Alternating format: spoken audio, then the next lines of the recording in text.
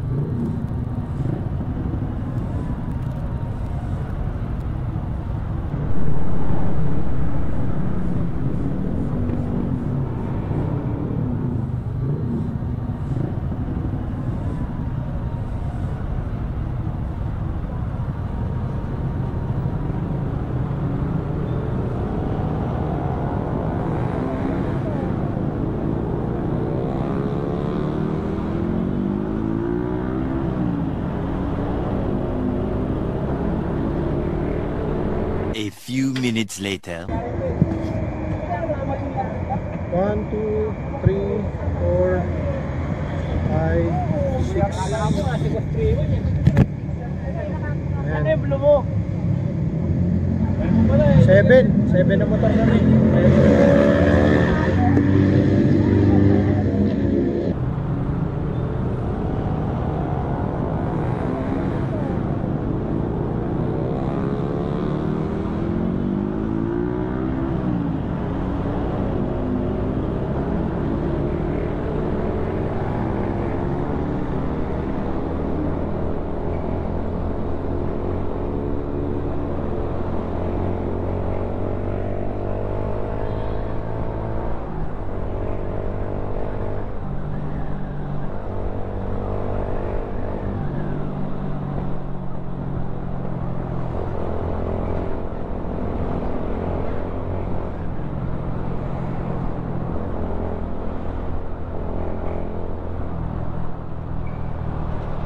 Mayamas.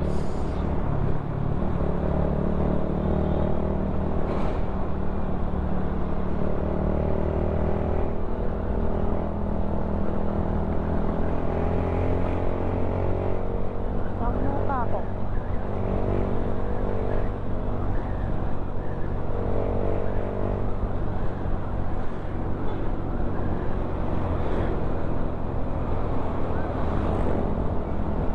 Poging tulad ko, mahirap maging pogi.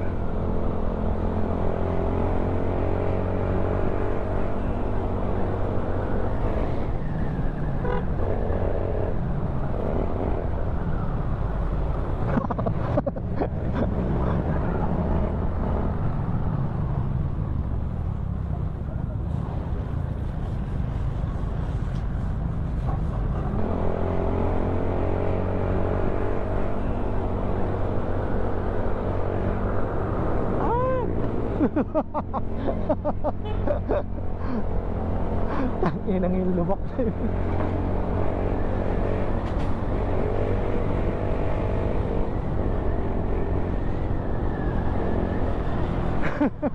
Tangin. Ang lahalim ng lubak ko po, kinangina. Tignan mo kayong pagkudyo.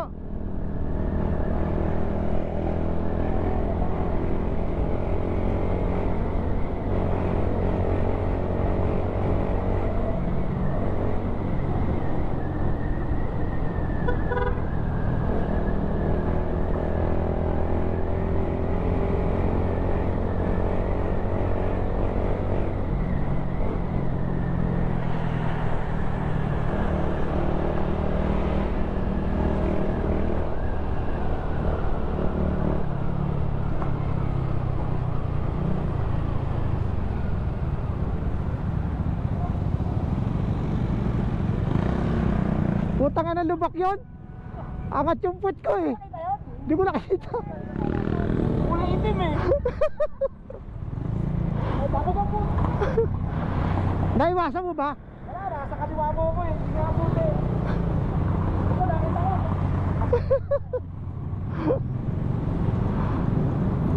Nagpapagising ng hila to. Up, coffee break muna dito sa 7-Eleven Gapan.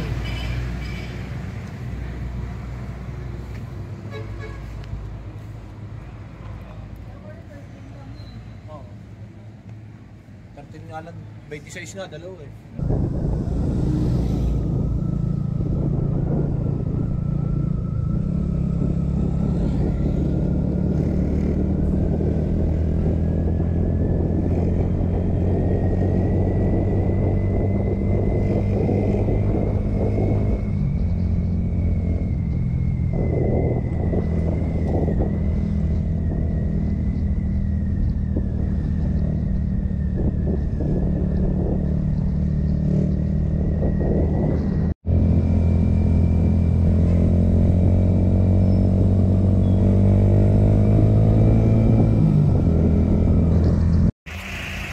Yan, nandito na kami sa Gabaldon.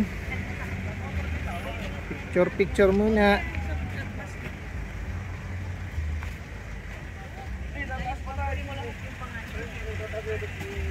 So, Gabaldon marker.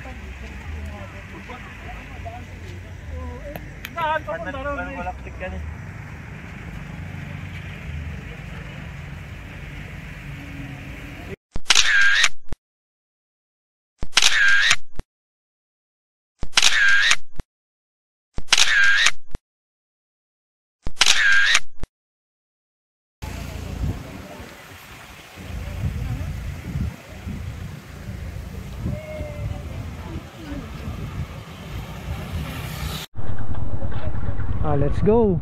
Yan, medyo maliwanag na. Dito na kami nagpapaliwanag eh, kasi mas maganda yung view rito. Bilis din ang biyahe namin. Pahinto-hinto pa kami. Binagala namin kasi pagdating namin madilim din eh. Hindi rin ma-appreciate yung lugar. At least ito medyo maliwanag na.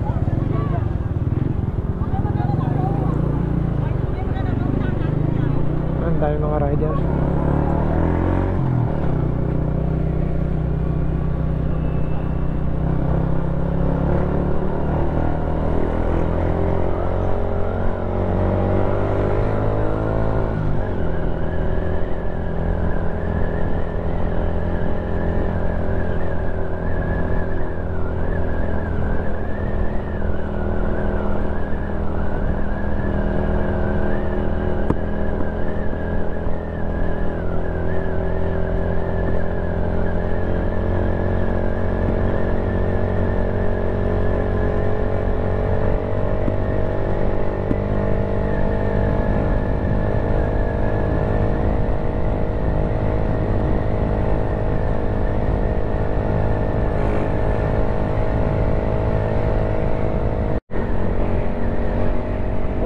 Ganda mo, Gabaldon.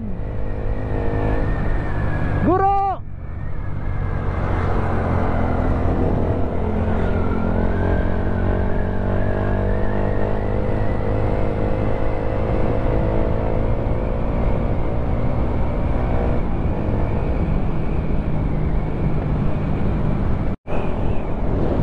Ganda!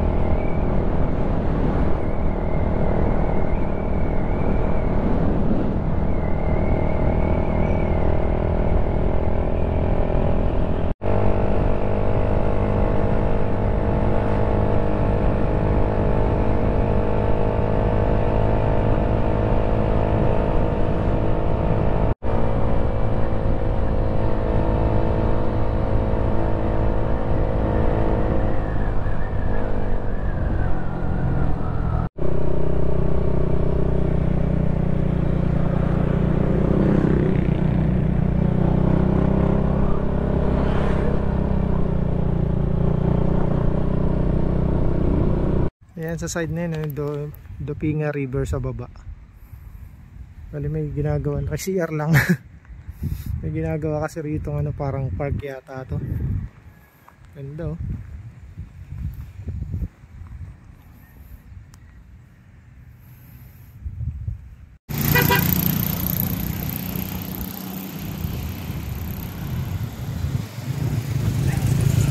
Dupinga River oh.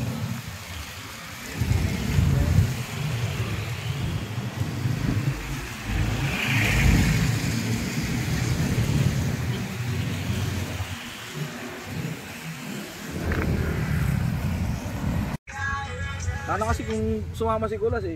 Nandun pa sana yung style sa magpapicture eh. Edmax tsaka Das. Dalawa. Siya, huwag ka magpapicture sa Das ko. Ako lang.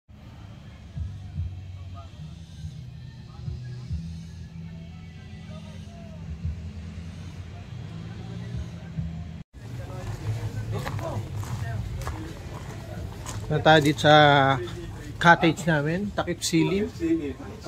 Yan no. Tour ko muna. Yun no. Photo vlog. Yan. 2 bedroom. Yung helmet namin nandyan. Pero nag-tent pa rin kami sa labas. Sana para lang may ano. Sa natin ilaw. Okay naman.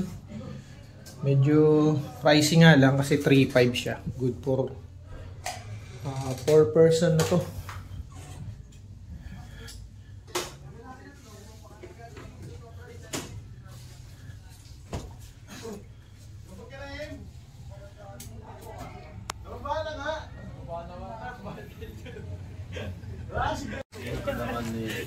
Malupiton ang luwas sila ko. Ay, sorry. Yung lang ulit ako po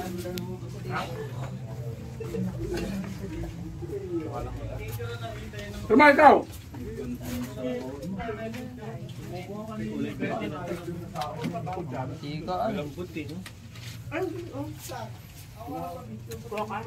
Ay, gada. Ano ilantay mo parang doon? Sabaw. Ano ayun ang baso doon sa baba ko. Ano ito?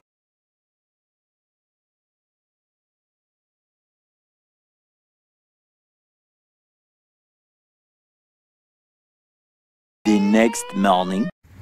Oh, good morning, Dingalan.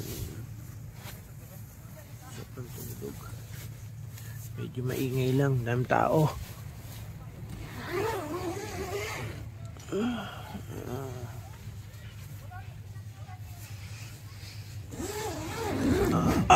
Ay, fresh air. Dami nag-camp ngayong gabi. Medyo magulo yung gamit natin.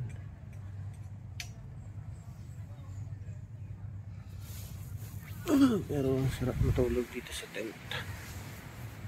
Mga luwag.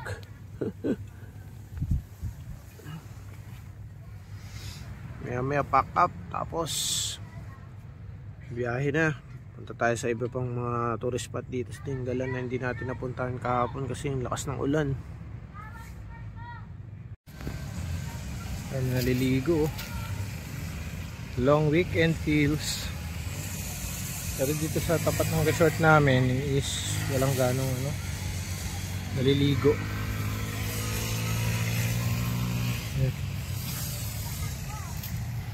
Daming ano rito, may banana boat, yan, may ATV.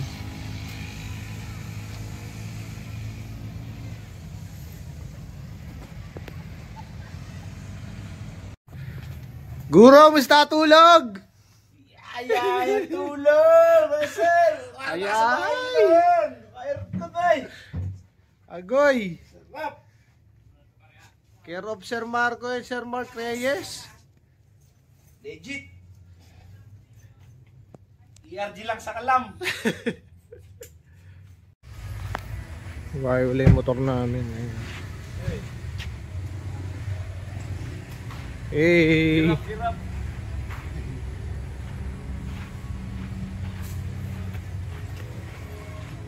ikot ko lang kayo dito sa campsite. Pero hindi tayo makikot na, dam tao eh. Long weekends kasi, pero marami pang pwesto rito. Ayan. May mga car camping din sila, car camping site to. So siguro pwede na rin mag-pitch ng tent. Ayan. Parang ano to, Infanta tsaka Real Vibes din. Pero mas maganda yung tubig dito, malinaw. Ewan ko, may footage ako sa ano, pero maganda yung tubig, malinaw. Naligo kami kakahapon. Hindi ko lang na-video. Lawak. Kung may mga dala kayong tent, di kayo maubusan ng ano rito, pwestuhan. Dahil pang puno. Ano.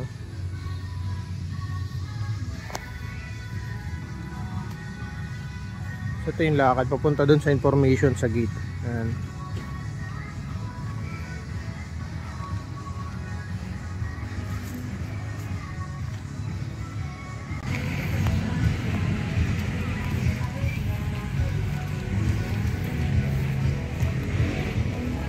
Ito yung information nila, dito kayo magbabayad pagpasok. So ito parking area. Ayan ang parking area. So ito yung ano, kalsada, walang ka-effort yung punta. Gilid lang siya.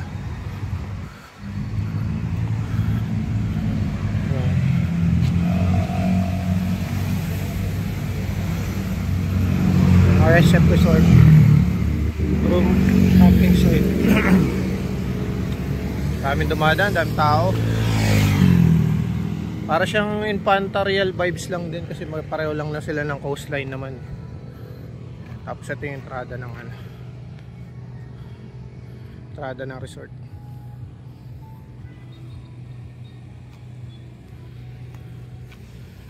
Pagpasok nyo sa kanan na yung ano, kailangan nyo na yatang magpa-register. Although yung bayad naman pwede naman pag babalik na lang kayo pagkatapos nyo mag-ayos ng gamit.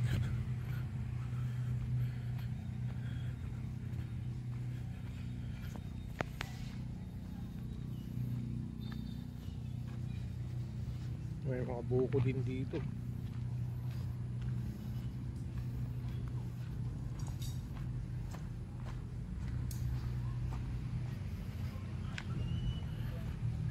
Binayaran nga pala namin is ano, medyo pricey din yung entrance nila rito, 250 per head, pero wala ka nang babayaran tent pitching. Kami kasi kumuha kami ng isang room na air condition. May nag-sponsor lang. Sabihin ko na nga. May nag-sponsor lang na isang room sa amin. Sir Marco tsaka si Sir Mark Reyes. Para lang may lagayan kami ng gamit. Kasi kahapon lakas ng ulan pagdating namin, hindi ko na rin na-vlog eh. Tanggal na ako ng camera ko, GoPro. Mabasa eh. Wala pa tayong pamalit. Kaya yun, medyo maalwan yung kilos namin. May kuryente, may tubig. May kuryente, may tubig, may kuryente. Nakakapag-charge kami. Yun yung ginawa namin, lutuan din. Tapos nag-tent na lang kami dun sa harap ng beach. Mga valuable item namin dun sa kwarto. Kasi ang daming long weekends ngayon. Ang daming mga ano, mga riders din.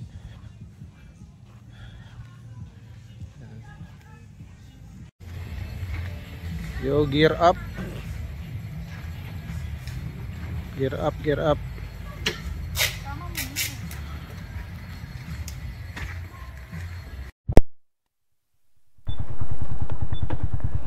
Let's go.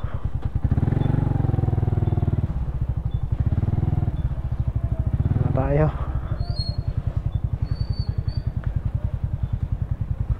Dahil na tayo pa uwi.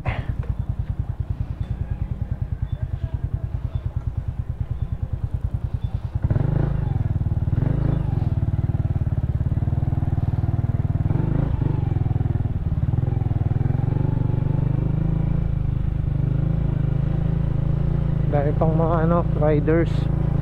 Bukas pa uwi niya mga yan. Holiday pa kasi bukas eh.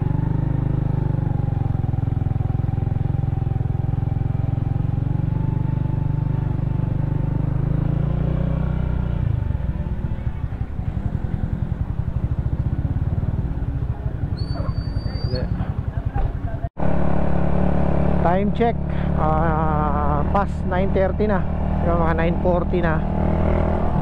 Try natin puntahan yung Umiray Bridge. Total, nandito na rin lang tayo. Tapos siguro pa-picture tayo rito sa may parang ano rito, overlooking butas na bato.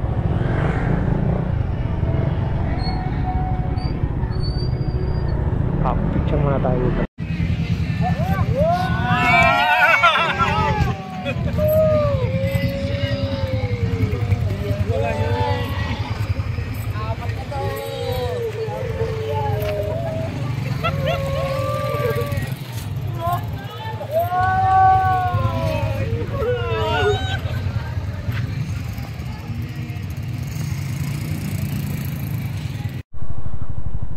Oh nako, sarado yung ano, yung road going to Umiray.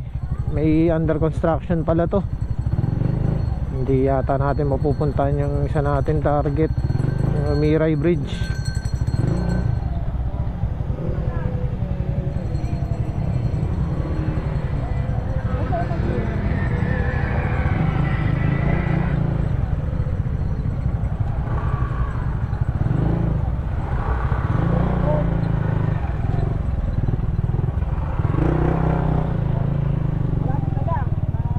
May road work ko. Tinitignan ko lang. Oo nga, may ginagawa. Siguro ngayong araw lang to sinara. Hindi tayo makapasok. Babalik tayo. Hindi natin nakita yung ano, yung Umiray Bridge, kung saan nagdudugtong ang Dinggalan at saka General Nakar.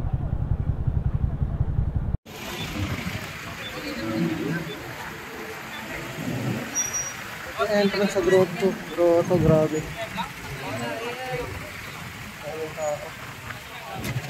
Natin alam mo bakit pa tayo.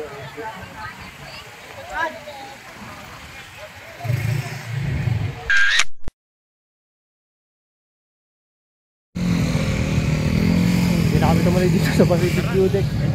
Medyo malayo yung lalakarin, tapos medyo steep, medyo bigat yung mabayaran mo. Mag-gate ka pa 300, tapos may entrance pa ata.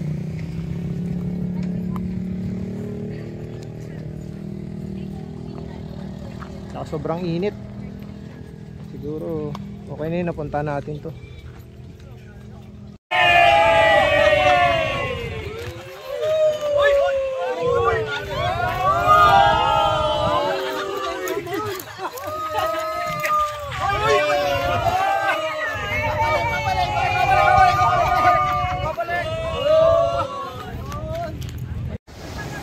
Dupinga River. Ayan. Ayan o. Pahinga muna kami rito. Refresh. Pa-refresh ano lang bago umuwi kasi sobrang init.